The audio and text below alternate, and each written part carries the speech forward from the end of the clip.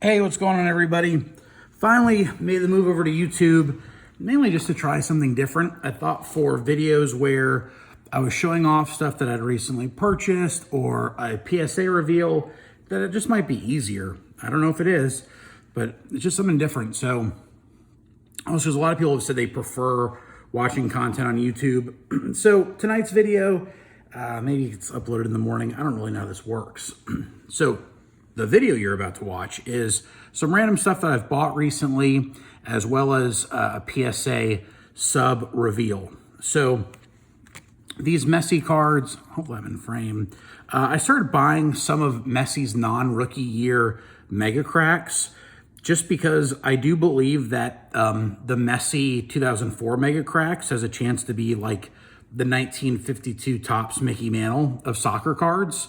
And we know that Mickey Mantle's other early Topps cards just hold a lot of value. Now, these things are generally in pretty bad shape. Some of the designs are kind of cool. For me, it's not about the grade. It's more about just having them in the collection with a long-term eye towards investment, not a short-term eye towards investment. We'll eventually get them graded. To me, it's really just about having, a handful of Messi mega cracks. Another card, I've talked about relics before on my IG. I've also about Ginter. I just think that, again, if you're talking soccer cards becoming the market, if Messi is Mickey Mantle, then Pele is, Babe Ruth, or maybe even Ty Cobb. And I just think it's a really cool looking relic card from Ginter. So again, I collect Ginter stuff in general, so I'm happy to have it in the collection. And again, a lot of my stuff is stuff that I like having in the collection, but also maybe one day it appreciates enough for me to justify maybe not wanting to hang on to it quite as long term as I maybe planned. Next up is Topps Now autograph. I've bought Topps Now since 2016. A lot in 2017 because Aaron Judge and Cody Bellinger were so hot. And then in 18 we had Ohtani. But I like the road to opening day sets, and you can buy ones that you get a random autograph from a player in that team, so it's a team set. I bought a good number of road to opening day sets because of the fact that because I had Topps reward points from some of my Topps purchases. So I just felt that using my Topps reward points to buy road to opening day autograph sets was a good thing to do. And this was probably the best autograph you could get of a Cardinal player.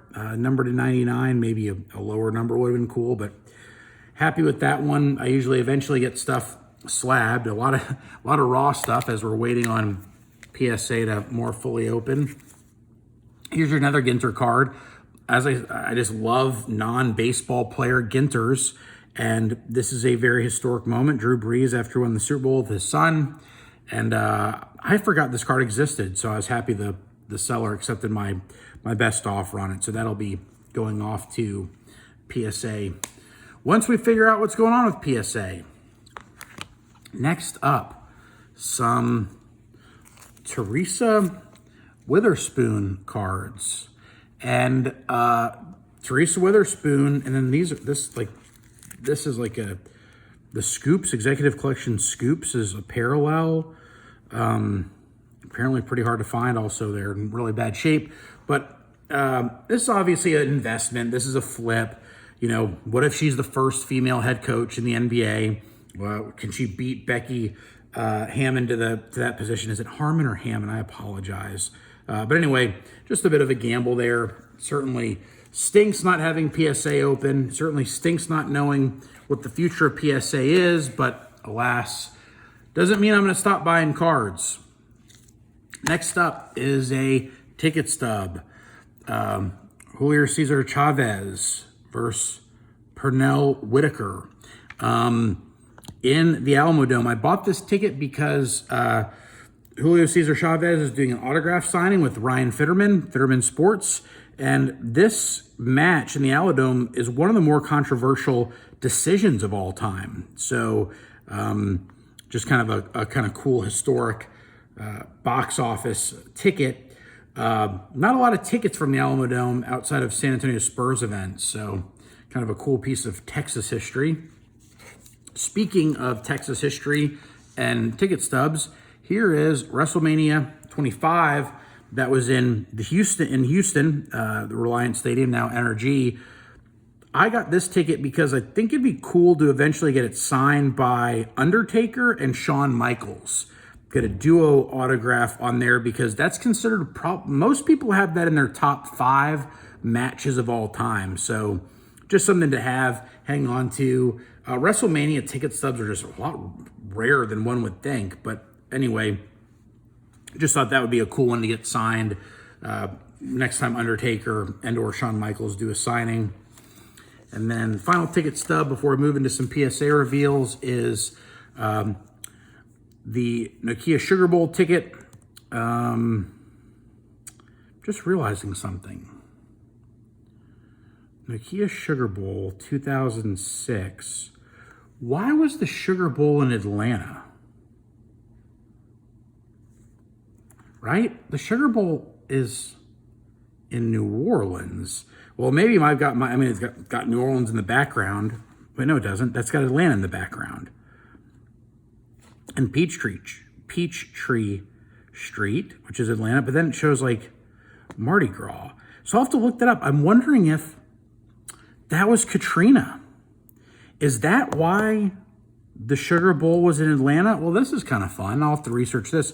Got this ticket stub. Pat McAfee, sports radio kind of broadcast personality. He's with the WWE now. Does a lot of different things. This was his first ever bowl game as a kicker for West Virginia. And he's coming to town for WWE SmackDown. I'm going to try to get that autographed. So I buy tickets almost always with an eye towards autograph. And this now has some kind of special meaning now that I think about the Sugar Bowl in Atlanta. So that's sort of cool. So hopefully I can get Pat McAfee to sign that. He's pretty good about signing autographs. Hopefully I'm in town for that. I think I'll be in town for that. I'm looking forward to going to SmackDown in Houston in a couple weeks. Moving on to the subs. Now, PCSportsCards actually showed a few of these on their page when these came back, but I haven't gone through them all. Jalen Hurts was a guy that I was, there's a Kobe. So I guess we'll start with Jalen Hurts. This is a cool card. It's numbered to 99. I've got no idea. The market has changed so much on me recently that, I just haven't kept up with much, but fun Kobe,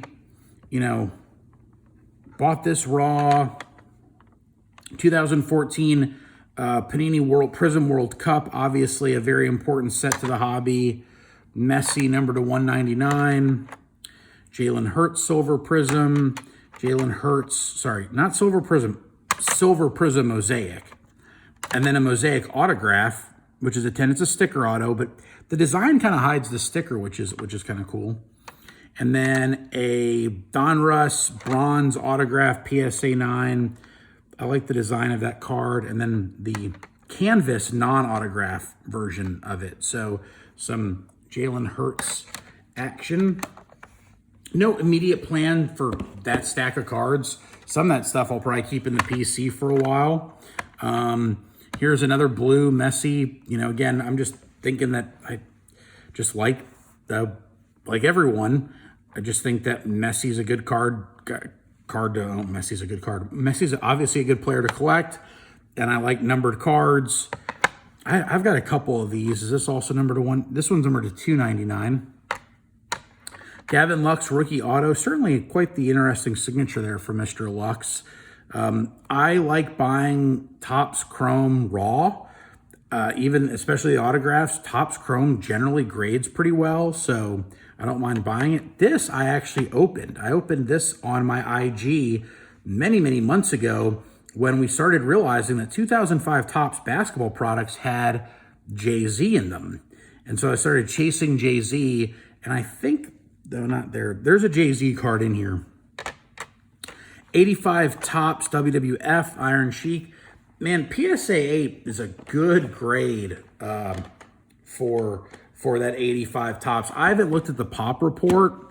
I think this probably had a shot at a 9, but Again, just for my wrestling collection, I'm not going to pay up for a 9, not going to pay up for a 10, because it is really a matter of collecting some stuff that interests me, and then eventually maybe, you know, it moves up with time. And if I'm ever needing to, maybe I want a 9 one day, or maybe I want a 10 one day, you know, having an 8 from a raw card, probably a pack that I opened, because I opened up some of this product before the prices really took off. You know, it's a good way to build assets in your collection. You know, I talked about that on my IG, is like, sometimes it's just about having stuff laying around to sell when you see something you want, or you want to trade into something. These are pretty special. Again, there's the 10 pop on these is really slim. The 9 pop is really slim, and I can see where, you know, just some light printing, kind of print dots, or maybe it's like rubbed off printing on the black. I don't think that's part of the design. I think it is supposed to be a solid black bar. The Chic I just looked at was a little bit more solid. I just sold my 10 of this version of this card because I'm like, I like the card. For my PC, I don't need to own a 10. So this coming back as a 9 feels pretty cool, because I sold the 10 for a nice profit. And then I can move into a 9, and I can just own the 9 and enjoy it for years to come. Now, here's a card I do have a 10 of. This is from a pack I opened. I think they maybe were tough on this card. Maybe not. Maybe the centering is not as good as I thought. But again, look, you know, this was a standard order. Maybe some of these were bulks, actually. But regardless, having that raw and then come back like that, perfectly fine. Here's a fun one. For people who've been following me on IG for a little while, they know that I like Topps, and I just showed some Ginter stuff, but like, I like Topps non-baseball player autographs. You know, Dr. Jim Andrews, obviously very important because of the Tommy John surgery. So I think that's Topps Archives always has some cool stuff in it. So I think that was something fun. It's something fun to own. A different aspect of baseball history. I guess I just sent this in because, again, refractor, rookie, number to 175. Again, no idea. That's the kind of thing I need to set aside to certainly probably send it off to ComC. And then we might just have some, you know, this is the type of stuff, you know, that'll go to Star Stock. That'll go to Star Stock or ComC. That'll go to Star Stock or ComC. That'll go to Star Stock or ComC. That'll go to Star Stock or ComC. Those 9s make me feel a little bit like the pop is being a little bit throttled.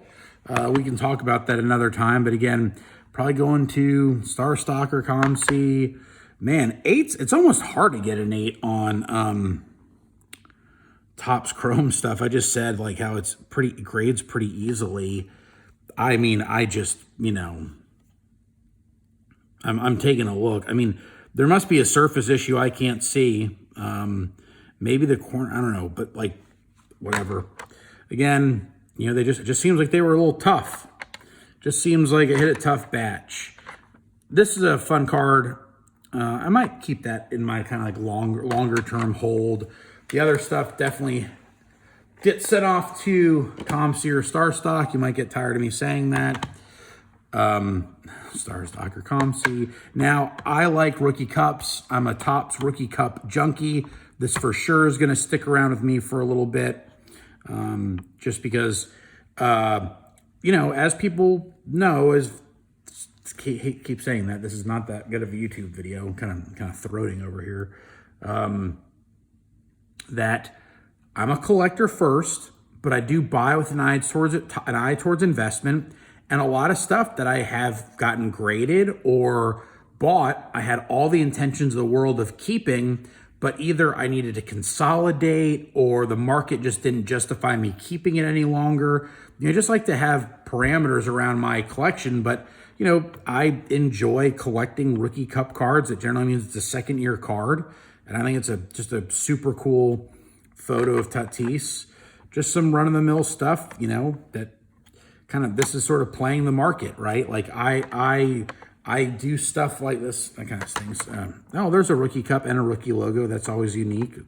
You know, I get cards graded as a way to build my collection, but also as a way to sort of build my portfolio to then sell stuff, to buy more high-end cards that I'm definitely going to keep longer.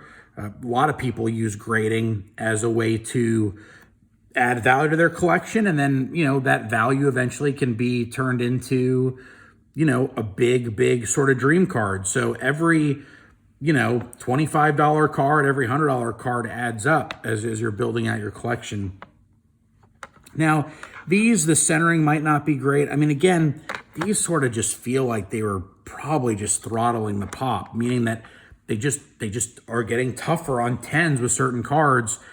You know, before the hobby really got hot again, you really were not sending in Heritage high number base cards. Like, it just didn't make sense. But the market took off, and so when I sent these in back in, like, I don't know, like a year ago almost, maybe 10 months, 11 months ago, the market was starting to take off. And so I was like, yeah, like, these are cards that are now worth having in PSA holders. And then there obviously a lot of volatility there.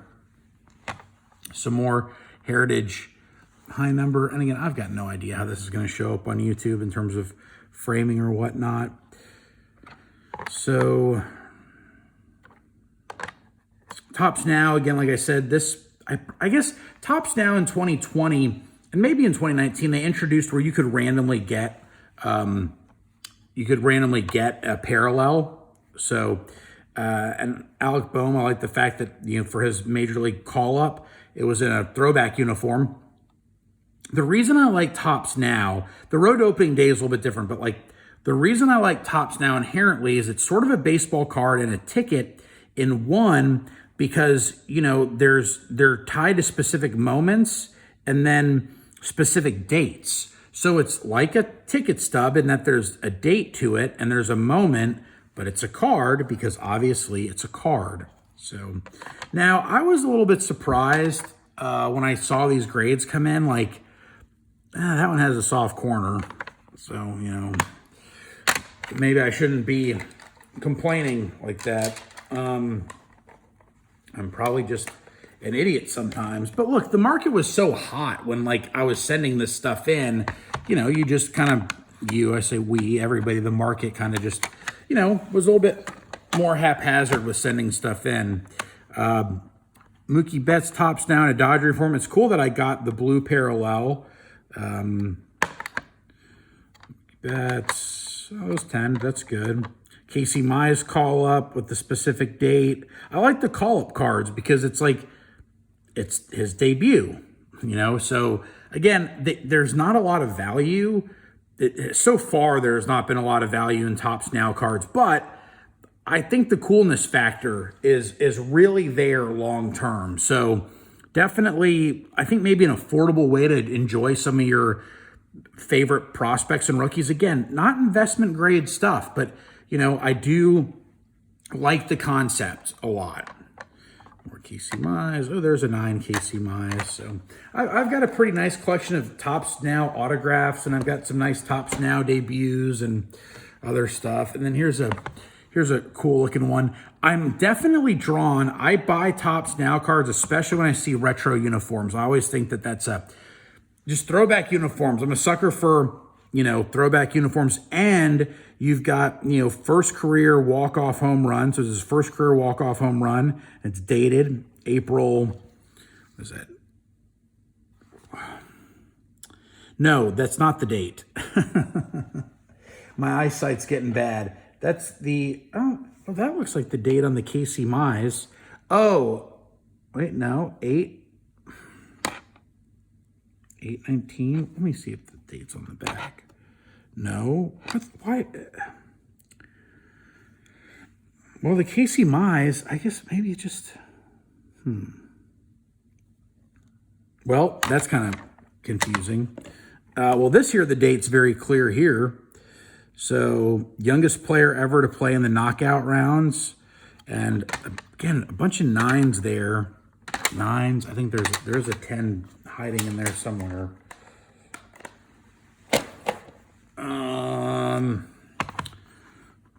Oh, there's a 10. There's a 9. There's a 9. Topps Now does WWE stuff. I watched this. This was a fun match, but again, oh, then 9s. I think that these kind of retro designed, rookie cards are just underrated. The market does not think there's any value in these subsets. Even as a 10, the market doesn't act as if there's value, but I don't know. I just think it's a cool concept. They even got, non-rookie or, again, look, and then also look, he's in a retro uniform and he's wearing a throwback uniform. It's a retro card in a throwback uniform. So I thought that was pretty cool. Okay, here's a stack of really good stuff where I saw the grades recently. So these are fresh. That is an awesome card. That's just an awesome card. And then that's an awesome card too. So I was very lucky that these came back 10s. It's a, I got lucky. The 93 Skybox stuff graded well for me in this particular batch. I love this card design. I mean, draft day picture in the background, action photo up front, and then with Penny, I don't think those are his pennies. Are those Air Raids? What were those things that he was wearing? What were those shoes that Penny was wearing? With the straps? I'm not doing this camera thing well at all. And then, the black uniform. Oh, here's the Jay-Z. Top Soloist did not come out of Bazooka or Bowman, but I actually think that's one of the better looking Jay-Z designs from 2005, just because it's so simple. And he's wearing a cool tux. Looks like at the grand opening of the 4040 Club. I opened up a bunch of this top stuff, Chasing Shaq rookies. Nice to add some Jordan 10s. There's a Jordan 9. But again, this sub is from when we were the industry, sending in a lot of stuff. We were just sending in a lot of stuff. All right, we're going to have this video shorter than 25 minutes. So it's at 22 minutes or so. So I'm going to run through this, but this is not the main card. The earlier first series where he's holding his jersey is much rarer and a much harder grade, but still, again, anytime you're getting stuff like this back from a sub, there's just a lot of value created. Turning a raw card into a PSA 10, even during this dip, there's just a lot of value. And then I hit a run of Mookie 10s. So 3 Mookie 10s, and, this is considered his rookie debut. It's not like considered the base card or whatever, but I love this card. I like this card a lot more than the other one, even though this one's not nearly as valuable. Just the Yankee Stadium facade in the background, what a photo. To have that kind of a photo for your debut, man, that's super cool. So Topps rookie debuts are a lot like Topps now. It really kind of captures a moment. And does this have the date on it? Yeah, these have the date on it. So I think Topps rookie debuts are underappreciated. Does that mean they're undervalued? No, it doesn't mean they're undervalued. The market's the market. People like what people like. So just because I like it means it's great. I can get Topps rookie debut cards much more affordably relative to my perceived value, right? So that works for me. I think them generally being horizontal hurts. That's really what hurts the rookie debuts, right? But anyway, I opened up a little bit of Chronicle stuff. By the time Chronicles came out for this year, wax was so expensive that I didn't really open up as much of it as I would have liked, but I don't know. Not a lot of cards of Zion in the red uniform. This just sums up, this sums up July or August of last year whenever I sent this thing in. I mean, look at this thing. I mean, this thing should go in a time capsule. Bobo pink camo mosaic. I mean, there's a chance Panini's not relevant in 10 years. There's a chance Mosaic's not relevant in 10 years. There's a chance Bobo's not relevant in 10 years. And there's certainly a chance that parallels like pink camo are certainly not relevant. So this might be a card of shame that I have to hang on to. Championship celebrations, suit cards, draft day, trophy photos. I love them all. So there's a post-final celebration photo. Would have loved to get a 10 on it, but it is what it is. I mean, come on. What are we doing here, people? This is, I fell for it just like everyone else, but card does look pretty cool. Second year, why not? I mean, again, I have no idea the value on this stuff. Now, the Genesis with the green and blue, that has some value. That's kind of cool. I don't know this. I think this is literally like a $8 card, a PSA 9 Tyler Hero. And then the rest might just be, no, we don't finish on that note. We actually have some, we're going to go reverse order. So this is nice to come back as a 10. You know, this is and of course, like I noticed, like that white must be part of the design. Super hard card to get to 10. Not sure why they chose a photo of him looking down, but, and then Ronaldo 10. I've got to see if I opened up tons of 2016 Select. And then, yep, we're going to finish with a pair of The Rock. And again, I have no idea the pop report, and I have no idea the value, but I know that I opened up this product. It is very condition sensitive. So that's my first YouTube video. Hopefully they get better. I like the concept of kind of keeping maybe my rants and random stuff to Instagram, and then maybe keeping my purchases and grading reveals to YouTube. So we just have to see. But appreciate you tuning in to the first ever P. Ryan Collection YouTube video. I hope you guys enjoyed. If you did, subscribe. Or if you didn't, don't subscribe. Tell me to F off in the comments. That works too. So, all right. Thank you.